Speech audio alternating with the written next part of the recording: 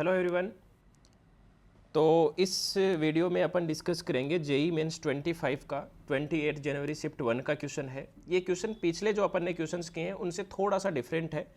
वैसे जो क्वेश्चन है वो काफ़ी बड़ा आपको लेंदी लिखा हुआ है, बट ये बोले तो लास्ट वाले क्वेश्चन से भी ये काफ़ी ईजी टाइप का क्वेश्चन है। मतलब इसमें कुछ नहीं, आपको अगर थोड़ा सा अच्छे से 2D भी आता है, 3D का एक्चुअली इसको अपन बोल ही नहीं सकते। 3D का बस छोटा सा कॉन्सेप्ट अगर आपको आता है और 2D का आपको कॉन्सेप्ट पता है, यानी आपको डिस्टेंस फार्मूला पता है और आप ट्राइंगल के बारे में थोड़ा सा नॉलेज रखते हो कि ट्राइंगल का एरिया कैसे फाउंड करते हैं और ये चीज़ें, तो आप इजीली इसको फाइंड कर सकते हैं इस क्वेश्चन को।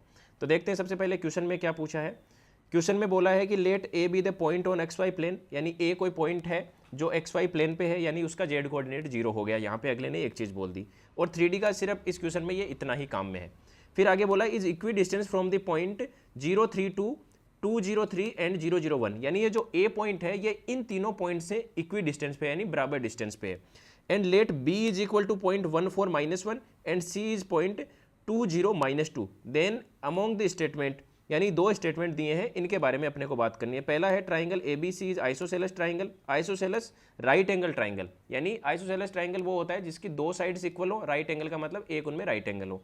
आगे बोला है सेकंड स्टेटमेंट है area of triangle ABC is 9√2/2, यानी एरिया ऑफ ट्राइंगल है वो है 9√2/2। तो यानी अपने को फाइंड इसमें क्या करना है, एक्चुअली फाइंड अपने को ये करना है, इसमें फाइंड अपने को ये करना है कि सबसे पहले तो ए पॉइंट फाइंड करो। तो ए है यहाँ पे अपने पास एक्स वाई जेड, तीन अपने पास पॉइंट दे रखे हैं, उनको अपन कुछ भी लेट कर रहे हैं, एबीसी लेट कर सकते हैं, बट हाँ एबीसी तो यहाँ पे दिए हुए हैं तो उनको अपन क्या करते हैं पी क्यू आर लेट कर लेते हैं। एंड पी अपने पास है 032, क्यू अपने पास है 203 एंड आर जो है अपने पास 001, ये पी क्यू आर है। अब अगले ने बोला है कि ये इक्वी डिस्टेंस है, यानी मैं बोल सकता हूँ A P equal to A Q equal to A R है। ये तीनों इक्वी डिस्टेंस पे हैं, तो इक्वी डिस्टेंस पे यानी इस पर डिस्टेंस फॉर्मूला लगा के अपन आगे का काम स्टार्ट कर सकते हैं। यानी मैं बोल सकता हूँ कि x -0 का whole square plus y -3 whole square plus z -2 whole square equal to x -2 whole square plus y -0 whole square plus z -3 whole square और इक्वल टू ये हो गया x -0 whole square plus y -0 whole square plus z -1 whole square. ये अपन इतनी चीज़ यहाँ पे बोल सकते हैं। इक्वी डिस्टेंस है तो अपन फॉर्मूला लगा सकते हैं, दोनों साइड स्क्वायर भी कर सकते हैं, क्योंकि ये इतना काम अपन कर सकते हैं। अब इसको थोड़ा सा और सिंप्लीफाई करने की कोशिश करते हैं और यहाँ पे लिखते हैं X square plus Y square -6y, या अपन ये काम कर सकते हैं, इससे एक्स वाई की वैल्यू अपने को फाइंड करनी है, क्योंकि अगले ने एक्स वाई प्लेन में बोला है तो जेड कोऑर्डिनेट तो 0 होगा। ठीक है, इतना तो पता है। तो ये चीज़ तो अपन लिख सकते हैं कि पॉइंट ए जो है X Y Z is on X Y plane. So अपन क्या बोल सकते हैं, so Z coordinate must be 0, Z coordinate है वो मस्ट बी 0 होगा। ये चीज़ अपने को बहुत अच्छे से क्लियर पता है। जेड कोऑर्डिनेट 0 है तो जेड की जगह तो 0 रख लो, और जिनमें सिंपल कैलकुलेशन दिखे वो सोल्व करने की कोशिश करो। सिंपल कैलकुलेशन का मतलब जहाँ से स्क्वायर वाली टर्म्स हटने का काम स्टार्ट हो जाए। यानी मैं ये काम कर सकता हूँ कि जो लास्ट वाले दो हैं इनमें मैं सोल्व करने की कोशिश करता हूँ। ये जो दोनों हैं इनमें क्योंकि वाई स्क्वायर y -0 है तो y वाली टर्म्स आपस में कट जाएंगी, जेड की जगह 0 रख देंगे और वाई स्क्वायर आपस में कैंसिल हो जाएगा और y के आगे में कुछ आएगा नहीं, तो x की टर्म ही बचेंगी, अपना आंसर ईजिली निकल जाएगा। तो अपन लिख सकते हैं x -2 का whole square plus Y square plus Z -3 का whole square equal to X square plus Y square और प्लस में आ गया z -1 का होल स्क्वायर।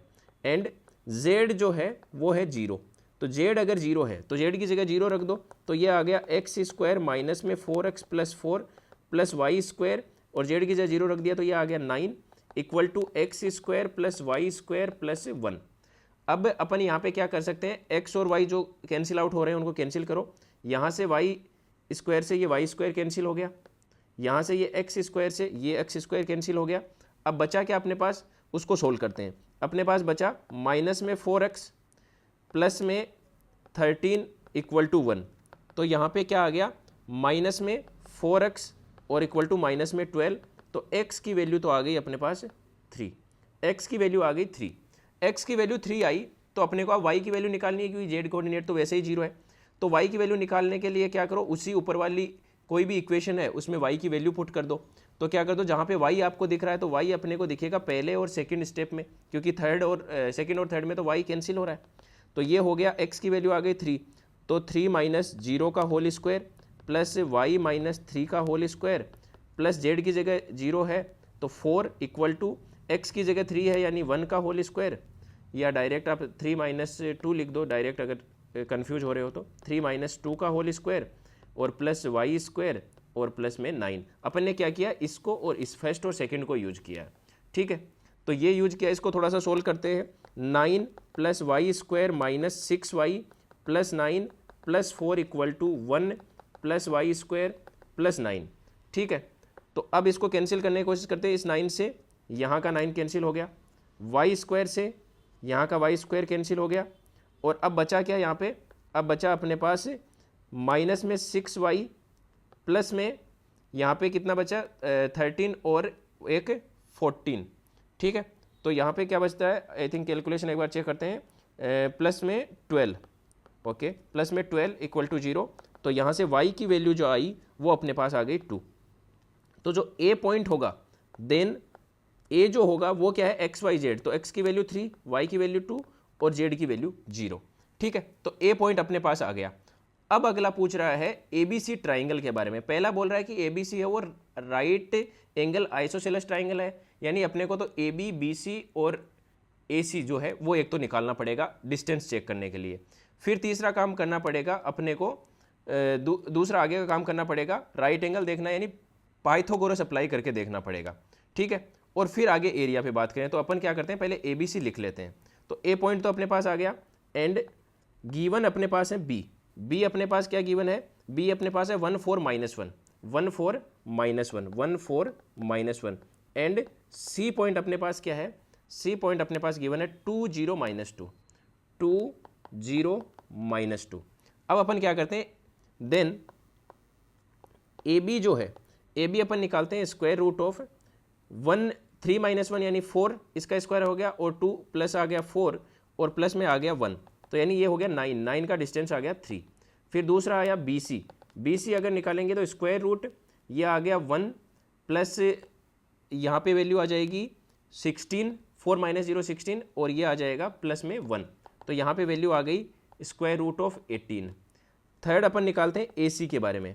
तो AC आ जाएगा स्क्वायर रूट, ये आ जाएगा 3 - 2 यानी 1, और 0 - 2 4 एंड 4, तो यहाँ पे वैल्यू आ गई 3। तो यानी AB और AC जो है, AB इक्वल टू AC है, यानी आइसोसेलस का काम तो बन गया।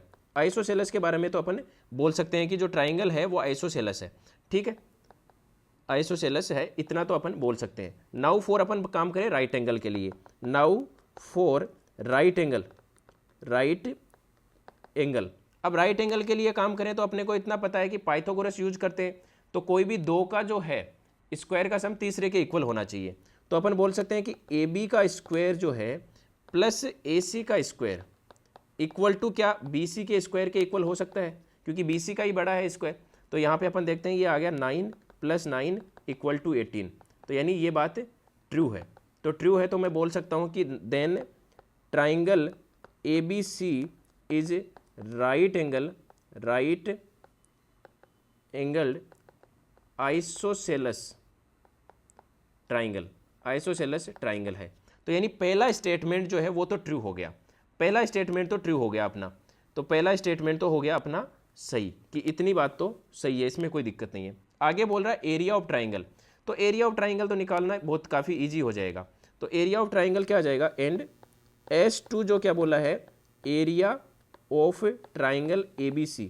तो एरिया ऑफ ट्राइंगल ABC क्या आ जाएगा, वो आ जाएगा 1/2 इंटू बेस इंटू हाइट। तो बेस है 3 और हाइट भी है 3, तो 1/2, क्योंकि ये तो हाइपोटेनस हो गया, तो 1/2 इंटू 3 यानी ये हो गया 9/2। बट उसमें गिवन क्या है अपने पास, गिवन शायद 9√2/2 है, 9√2/2। तो अपना जो है ये स्टेटमेंट जो सेकंड है ये फॉल्स स्टेटमेंट हो गया, और फर्स्ट जो है अपना ट्रू स्टेटमेंट हो गया। तो अपन बोल सकते हैं ओनली S1 जो है वो अपना ट्रू स्टेटमेंट है। तो C ऑप्शन इसमें करेक्ट होगा। आई थिंक आपको ये समझ आया होगा। फिर भी आपके पास कोई डाउट रहता है तो आप डिस्कस कर सकते हैं।